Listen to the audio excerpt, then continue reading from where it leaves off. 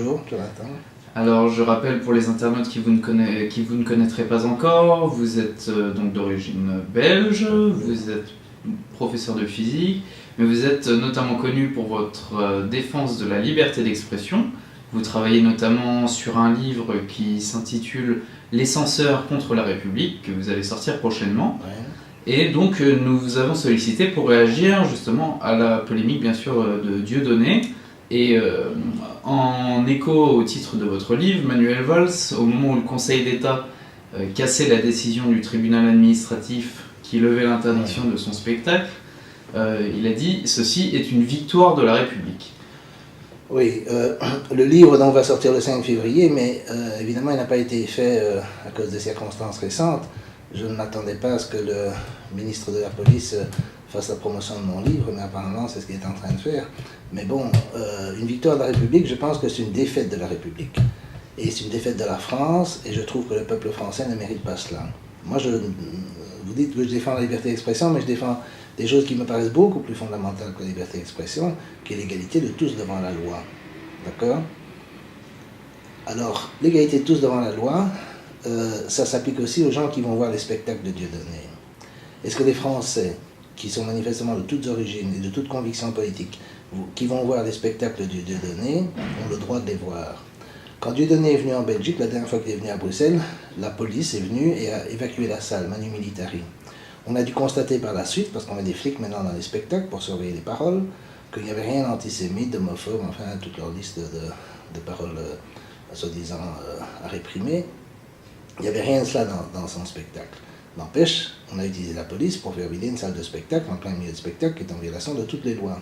Quand ça s'est produit, personne n'a protesté, sauf Olivier Moukouna qui est un journaliste indépendant, personne. Alors, je trouve ça comme un peu extraordinaire. C'est la même chose en France. Tous les médias sont déchaînés sur Dieudonné. Tous les gens qui, soi-disant, défendent Dieudonné doivent commencer par dire « Oui, il faut le combattre, mais c'est pas la bonne façon de combattre. Valls ne s'y prend pas bien. » Mais ça, c'est le plus loin qu'on puisse aller. C'est le fait de la publicité, etc., etc. Alors qu'on veut l'assassiner financièrement, lui supprimer tous les spectacles, lui supprimer son théâtre, et probablement l'empêcher de jouer dans le Dieu-d'Aubus, parce qu'on dirait que le Dieu-d'Aubus ne peut pas stationner, et on fera la même chose avec le Dieu-d'Aubus, donc il ne pourra jouer nulle part. Ça, c'est l'idée. Alors, si c'est ça, faire de la publicité... Mais le problème, évidemment, c'est quid des gens qui veulent voir son spectacle? Est-ce qu'ils ont le droit de le voir ou ils n'ont pas le droit de le voir? Est-ce qu'ils ont le droit d'interpréter son humour à leur façon?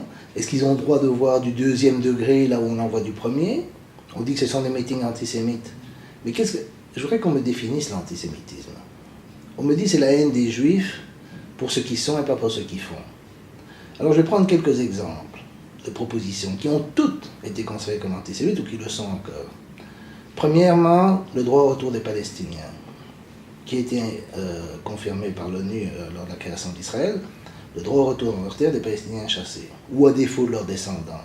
Si des gens peuvent retourner chez eux, entre guillemets, après 2000 ans, pourquoi des gens ne peuvent pas retourner après 50 ou 100 ans? Est-ce que cette discrimination entre les gens en fonction de leurs origines n'est pas raciste? Est-ce qu'on peut poser ces questions? Est-ce que c'est antisémite? Si c'est antisémite, tout le Moyen-Orient est antisémite, sauf Israël, bien sûr. Est-ce que c'est antisémite de dire que si Israël a des armes atomiques, l'Iran a le droit d'en avoir? Que ce serait une arme de dissuasion de la part de l'Iran? Est-ce qu'on a le droit de le dire ou pas? Est-ce qu'on a le droit de dire que la politique américaine au Moyen-Orient n'est pas dictée par des intérêts stratégiques, pétroliers, capitalistes ou impérialistes traditionnels, mais est à 80-90% le résultat de la politique du lobby pro-israélien, comme l'ont expliqué, soutenu et argumenté Mershamer et Walt?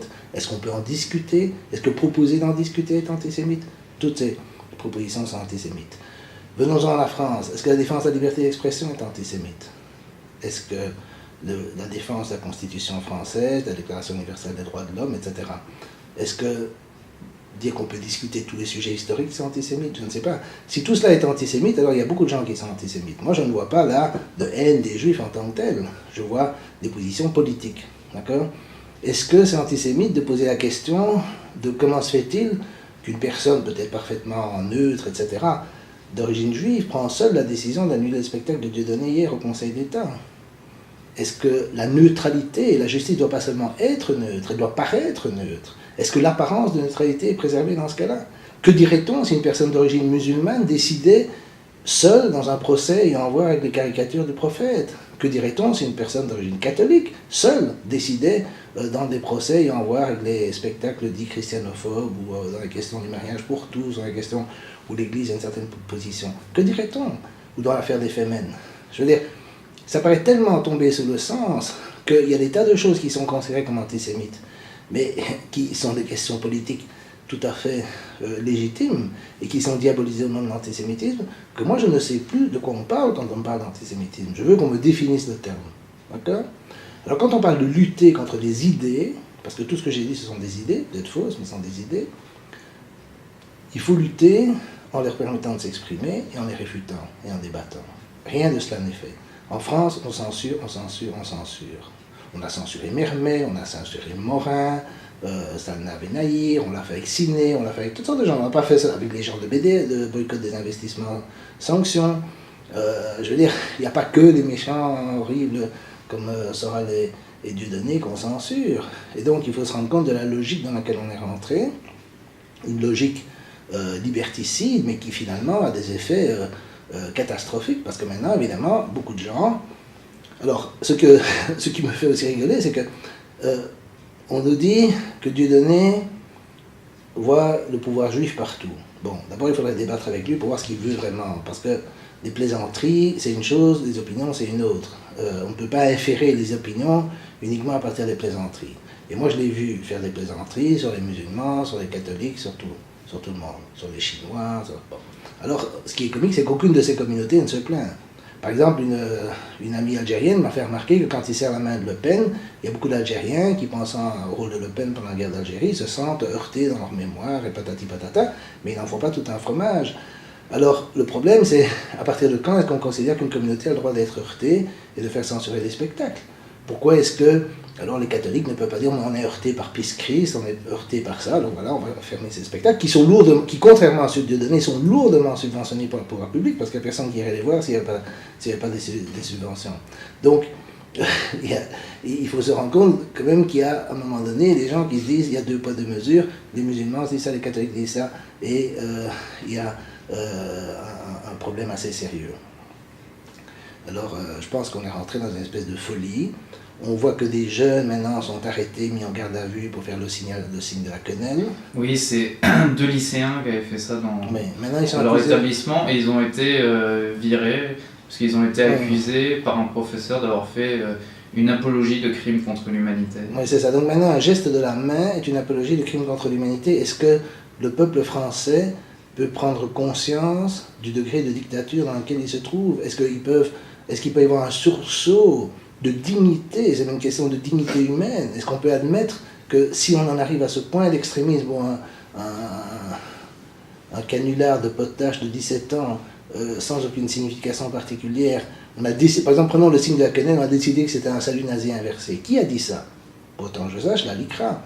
Dieudonné n'a jamais dit ça. Les supporters de Dieudonné n'ont jamais dit ça. Personne n'a suggéré ça avant que la LICRA ne le dise. Maintenant, c'est dans les médias. C'est exactement comme Ahmadinejad.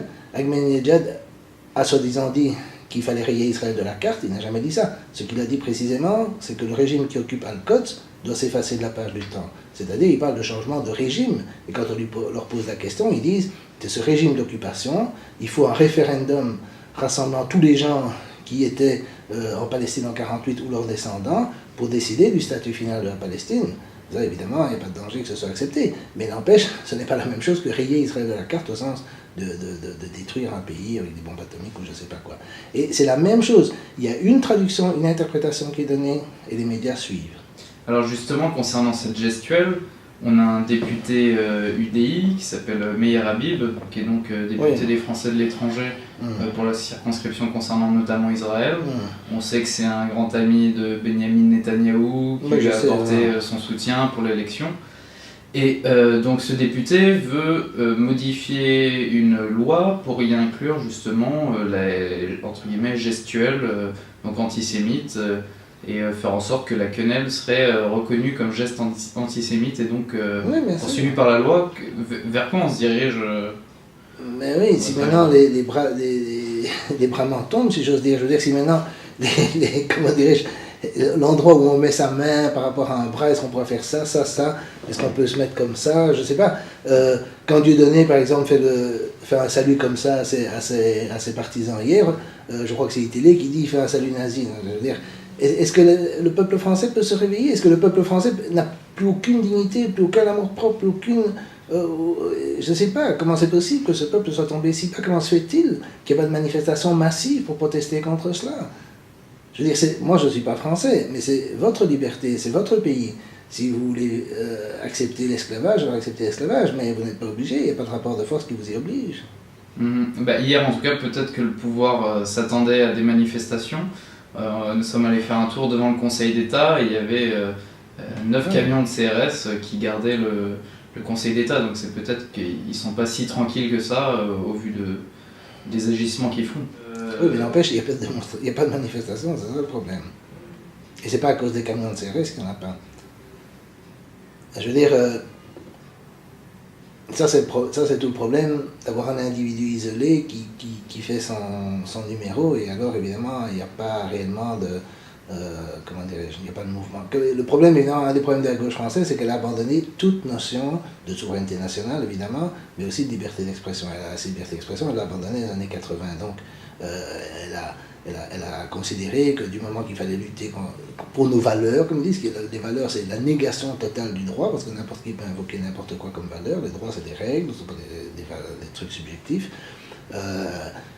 Qu'elle acceptait que ces valeurs incluaient la lutte contre le racisme et l'antisémitisme sans jamais définir ce que c'est. Je vous ai posé la question sur l'antisémitisme, vous pouvez faire la même chose sur le racisme.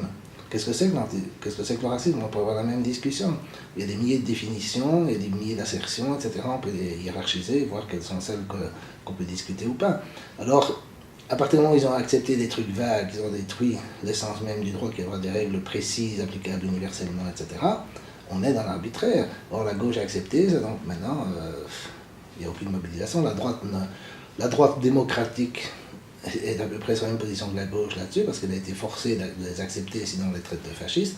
Et la gauche, la droite supposée non démocratique, c'est d'ailleurs assez comique. Quelque chose qui me dérange un petit peu, c'est que je vois que tous les républicains sont pour la censure, et les gens qu'ils accusent d'être fascistes sont contre. Moi, je pense qu'Hitler doit se retourner dans sa tombe. Je veux dire, c'est pas possible qu'on ait une telle inversion des valeurs. Il serait vexé. Je pense qu'il serait vexé si on lui disait que les fascistes sont pour la liberté d'expression. Ce qui, évidemment, déjà montre que l'accusation de fascisme pour le Front National est complètement déplacée. S'il y a des gens qui sont fascistes maintenant, c'est des soi-disant républicains qui veulent faire taire tout le monde. Alors justement, dans les fondateurs, entre guillemets, de la République, on a notamment Robespierre qui avait écrit de grands discours sur la liberté d'expression. Est-ce que vous pourriez nous dire 2 mots sur... Je les cite dans mon livre. Il dit évidemment, la nature nous a fait différents, elle a fait la diversité des opinions. Il n'y a pas moyen d'avoir la vérité qui sort toute nue comme ça de son... comment dirais-je, qui apparaît comme ça de façon quasi miraculeuse. Elle ne peut sortir que des débats des opinions. Et qui va être suffisamment malin, suffisamment intelligent, etc. pour décider ce qui peut se dire et peut ne pas se dire. Et il dit, il n'y a pas, dans la matière d'opinion, il faut laisser toutes les opinions contraires s'exprimer. Et si vous mettez une limite, vous retombez dans l'arbitraire. La liberté n'est plus, comme il dit. Et il dit la question des opinions. Alors quand on dit, il distingue très, très clairement les actes et les opinions. Parce qu'il dit les actes, si on me dit un vol, un crime, etc., j'ai une idée claire de ce qu'il s'agit. Mais si on me dit une opinion séditieuse, enfin maintenant c'est devenu antisémite, je ne sais pas de quoi on parle exactement, je vous ai donné des exemples, je ne sais pas exactement ce qu'on entend par antisémite. Qu'on me donne une définition précise, d'accord ? Avant même de censurer, même si on me donne une définition précise, je ne serais sans doute pas d'accord, mais on n'arriverait jamais à donner une définition précise, parce que justement la pensée humaine est tellement flexible que si vous me dites ça c'est antisémite, on ne veut pas le dire, alors je vais trouver un moyen de le dire de façon détournée, alors ils vont dire mais il faut arrêter les façons détournées, mais alors il faut continuer comme ça, et c'est ce qu'on appelle en anglais, enfin, la pente glissante, c'est-à-dire qu'on réprime une opinion soi-disant scandaleuse, puis une opinion qui n'est pas tout à fait la même, mais qui est proche, et puis ainsi de suite, et finalement on est obligé d'arrêter tout. Et évidemment, ils vont être obligés de s'attaquer à Internet, ils vont être obligés, parce que Dieudonné pourrait techniquement trouver un moyen, par exemple, de faire ses spectacles sur Internet et de les faire payants. Il y aurait moyen probablement de faire une chaîne payante où on trouve ses spectacles. Alors ça serait plus efficace encore que les zéniths, parce que ce ne seraient pas des milliers de gens, ce seraient des millions de gens qui les verraient. Donc ils vont devoir interdire ça. Donc on devrait interdire Internet, mais Internet est délocalisé. Ils ont déjà un projet, on a entendu notamment Aurélie Filippetti disant que les contenus sur Dailymotion seraient prochainement censurés. Et on a aussi entendu notamment Roger Kuckerman demander à la plateforme YouTube de censurer les vidéos de Dieudonné. Et il a comparé les vidéos de Dieudonné à la vidéo qui avait été mise en ligne du journaliste Daniel Pearl qui avait été décapité. Et donc la vidéo avait été supprimée de ce réseau-là. En disant oui, nous combattrons l'antisémitisme comme nous avons combattu la pédophilie, quoi. Mais oui, récemment j'étais à Alger, au Salon international d'Alger, et j'ai entendu un ministre de la Culture algérienne être furieux sur un de ses employés, on va dire, du ministère, qui avait interdit un débat avec le journal Al-Watan qui était, je crois, opposé au gouvernement. Mais elle a simplement dit, voilà, c'est inacceptable d'interdire les débats. Et ça, c'est dans un pays qui est soi-disant une dictature, qui est musulman et tout ce que vous voulez. Mais je remarque, et d'ailleurs, quelqu'un que je ne citerai pas, mais un intellectuel français éminent qui était là, a dit, c'est pas Philippe Petit qui ferait ça, quoi. Et je veux dire, c'est la réalité de la France actuelle où on cherche à censurer, tandis que des pays qui ont connu, justement, elle a dit, on ne s'est pas battu contre des islamistes qui tuaient des journalistes pour maintenant interdire le débat.